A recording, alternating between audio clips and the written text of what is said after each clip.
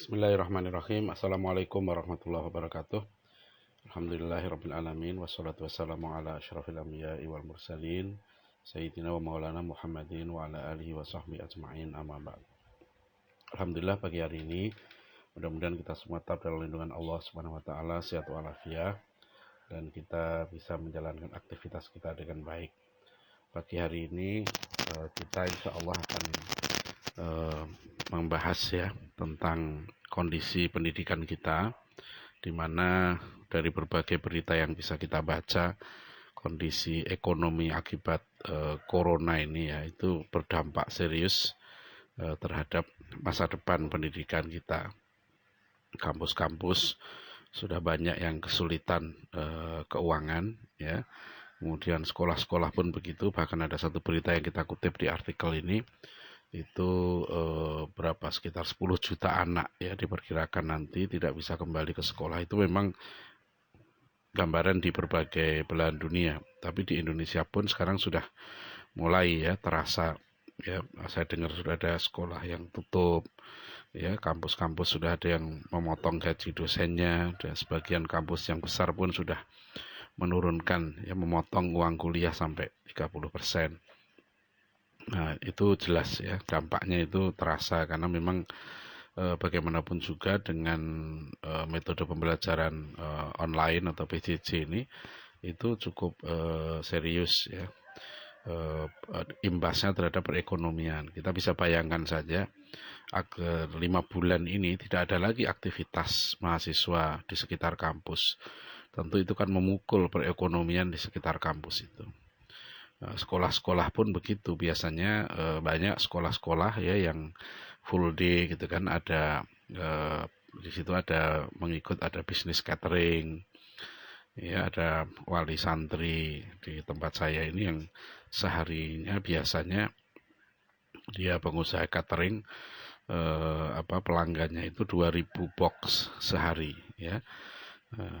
dengan dia punya 30 karyawan. Nah, sejak 5 bulan ini dia praktis tidak ada lagi, karena pelanggannya adalah sekolah-sekolah yang full day itu biar untuk makan siang gitu kan.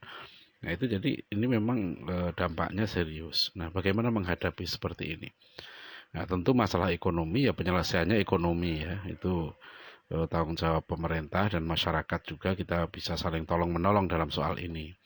Tetapi dalam kondisi apapun prinsip pendidikan di dalam Islam itu tidak boleh berhenti, karena mencari ilmu itu wajib. Ini prinsip yang menarik dan konsep yang unik dalam Islam, bahwa mencari ilmu itu wajib dan itu mulia.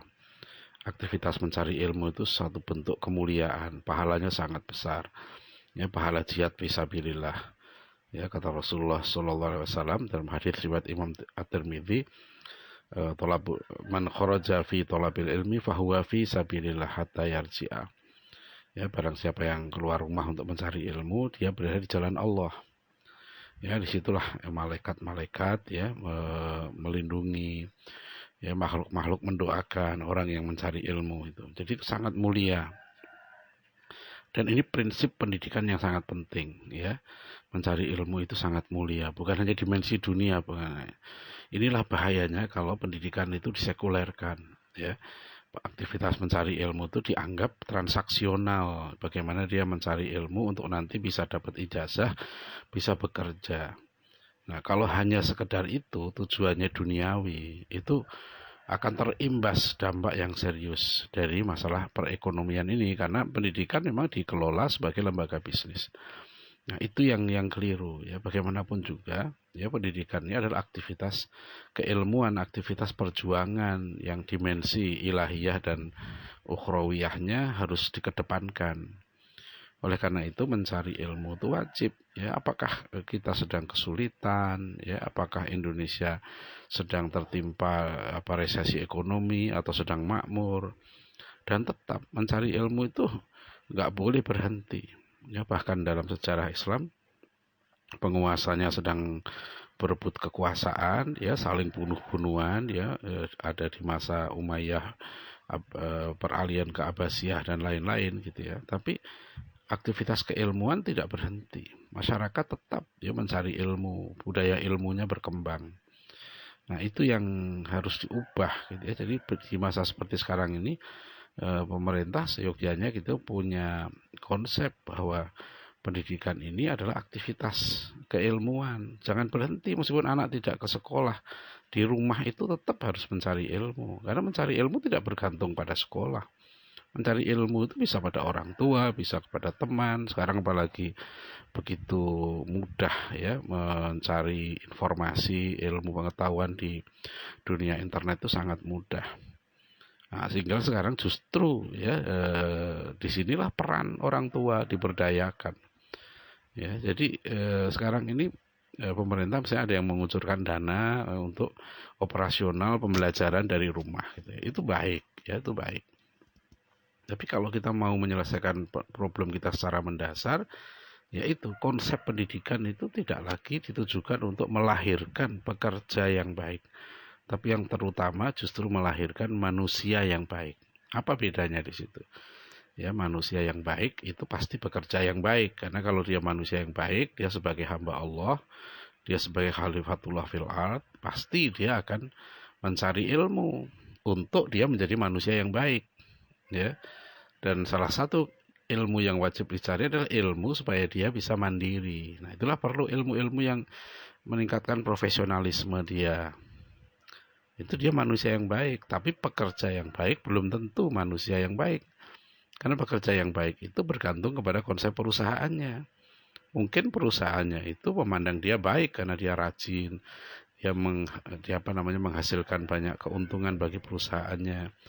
Tapi dia menipu iklannya.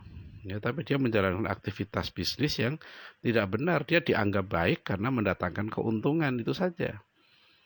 Nah, kalau perusahaannya baik, maka dia baik. Tapi kalau perusahaannya tidak baik, dia menjadi tidak baik. Itu berbeda kalau pendidikan kita melahirkan manusia yang baik. Ya, jadi ini berbeda karena justru di saat-saat seperti sekarang inilah ya, konsep pendidikan kita harus segera berubah orientasinya atau tujuannya tadi itu.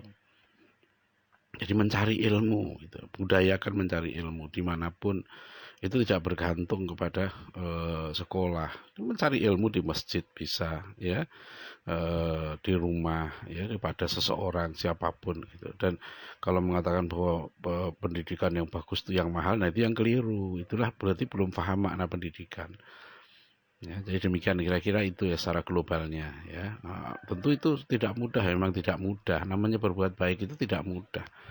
Ya, dimanapun juga tidak mudah. Tapi bukan berarti tidak bisa ya. Karena memasuk surga itu memang susah ya. Jadi jangan maunya mudah semua. Tidak ada kebaikan ya, derajat yang tinggi itu pun semua dilakukan dengan perjuangan. Ya, demikian ya, mudah-mudahan bermanfaat. Billahi taufik wal hidayah. Assalamualaikum warahmatullahi wabarakatuh.